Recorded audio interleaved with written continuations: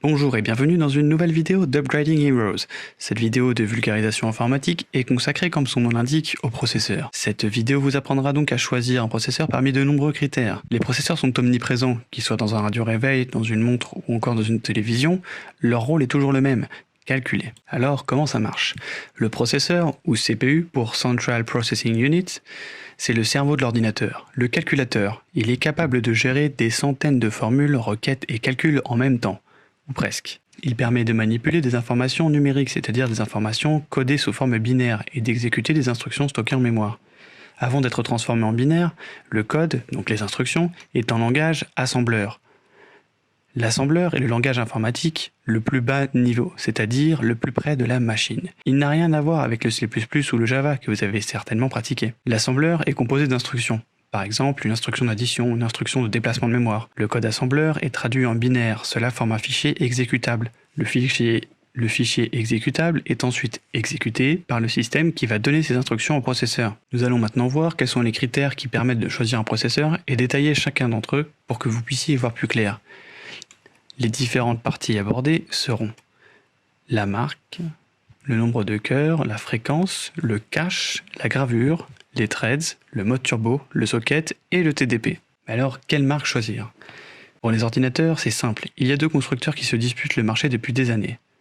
Intel et AMD, que nous appellerons respectivement équipe bleue pour Intel et équipe rouge pour AMD. Ces deux constructeurs nous livrent depuis des années un match acharné, souvent remporté par l'équipe bleue Intel. Ils ont tous les deux leurs spécificités et leurs atouts, mais disons que pour faire simple, Intel est meilleur qu'AMD dans les jeux vidéo, et AMD est meilleur qu'Intel dans le multitâche, c'est-à-dire le montage vidéo, la CAO, en gros tout ce qui touche à la création. Bien sûr, les choses ne sont pas si manichéennes, c'est comme si je vous disais, entre Porsche et Mercedes, Porsche fait de meilleures voitures de course et Mercedes des voitures plus confortables. C'est vrai dans une majorité des cas, mais ça n'est pas vrai dans tous les cas. De plus, il y a fort à parier, au vu des dernières innovations technologiques de l'équipe rouge, que la tendance s'inverse.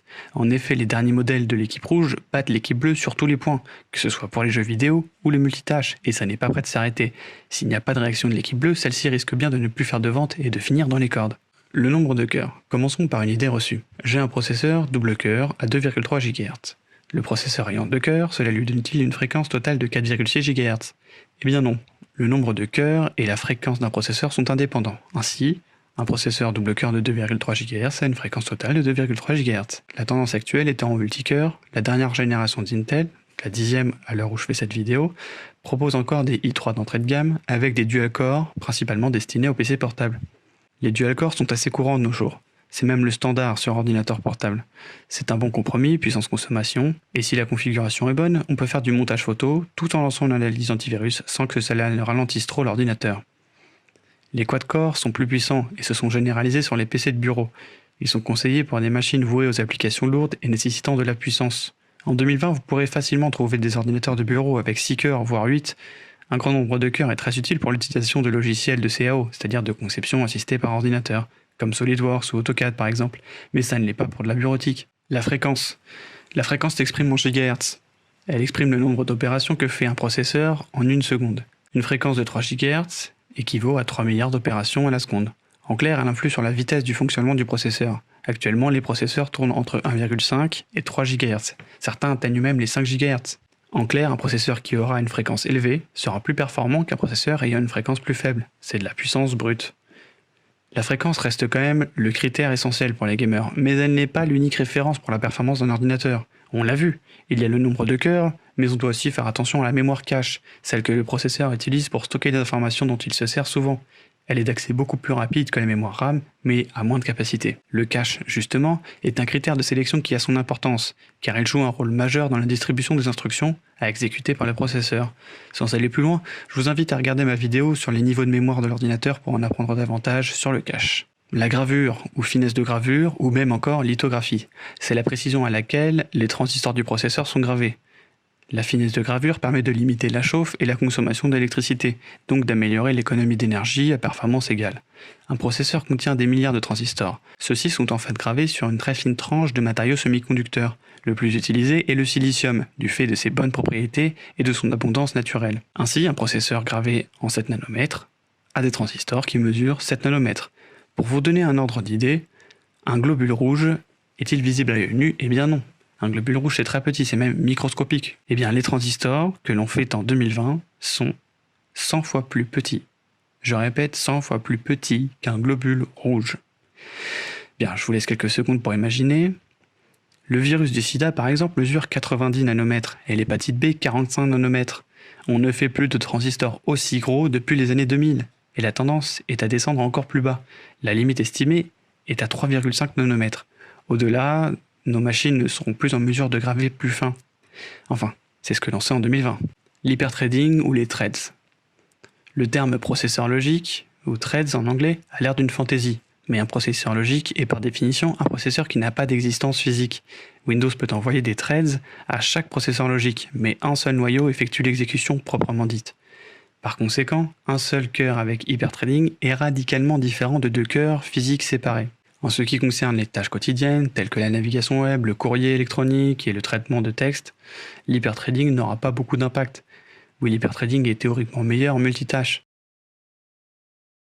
Cependant, les processeurs d'aujourd'hui sont si rapides que les programmes de base sont rarement limités par la vitesse de votre processeur. Ainsi, l'hyperthreading n'est en réalité utile que dans les tâches où l'ordinateur sait d'avance ce qu'il doit devoir exécuter. Par exemple, dans des programmes de rendu 3D, des applications de transcodage, photo, vidéo, ou des programmes professionnels comme Photoshop ou AutoCAD. L'hyperthreading n'est que très peu utilisé dans les jeux vidéo. Comme on peut le voir sur cette illustration, l'hyperthreading n'a pas grande importance. Avec hyperthreading, le joueur a 84 FPS, tandis que sans hyperthreading, il a 86 FPS, c'est-à-dire 86 images par seconde. Dans ce jeu vidéo, l'hyperthreading n'est pas très utile, mais ce n'est pas le cas de tous les jeux vidéo. Par exemple, GTA V utilise beaucoup l'hyperthreading. On estime l'amélioration des performances de seulement 30% avec l'hyperthreading. Ce n'est pas la même chose que doubler le nombre de cœurs sur un processeur. Si un vendeur vous dit ça, faites attention parce que soit il est ignorant, soit il vous ment. La fréquence turbo indique la fréquence la plus haute qu'il est possible d'obtenir lorsque les conditions le permettent. En effet, la fréquence turbo dépend de plusieurs variables. Le type de travail, le nombre de cœurs, la consommation électrique estimée, la puissance estimée et la température du processeur. Si tous ces paramètres sont réunis, alors le processeur peut passer en mode turbo et donc délivrer beaucoup plus de fréquences. Le socket. Il faudra enfin prêter attention au socket de votre carte mère qui doit être le même que celui du processeur que vous comptez acheter. C'est lui qui sert à interfacer les deux composants. Il se classe en fonction de leur fabricant, équipe rouge ou équipe bleue. Mais le socket n'est pas toujours une condition suffisante pour garantir la compatibilité du nouveau processeur. Certaines cartes mères peuvent aller jusqu'à 4 sockets, c'est-à-dire recevoir 4 processeurs, et donc accroître logiquement le nombre de cœurs. Le TDP. Le gros problème d'un processeur, c'est qu'il chauffe. Il chauffe même beaucoup. Comptez à peu près 30 degrés lorsque l'ordinateur est au repos, c'est-à-dire sur le bureau. 40 à 50 degrés pour une utilisation multitâche et 80 à 100 degrés lorsqu'il fait tourner des jeux vidéo gourmands. Tout l'intérêt du TDP est de savoir comment le refroidir efficacement. Pour expliquer ce qu'est le TDP, on doit déjà déconstruire certains préjugés et on ne va pas y aller par quatre chemins.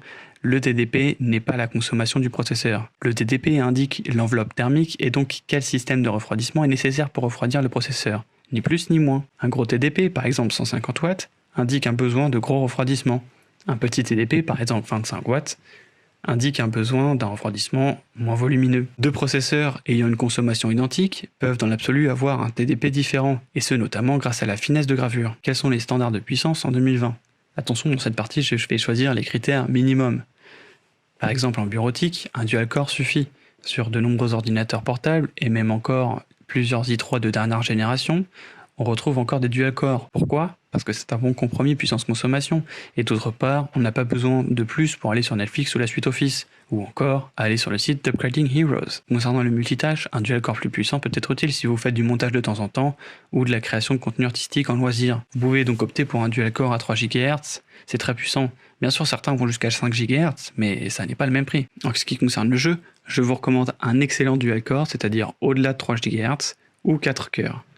Vous pouvez vous faire une machine de jeu avec un i3 9350K par exemple pour avoir un ordinateur pas cher et performant. En termes de création, un très bon 4 cœurs ou un 6 cœurs ou plus. En effet, les logiciels de création comme Premiere Pro ou Photoshop peuvent être très gourmands.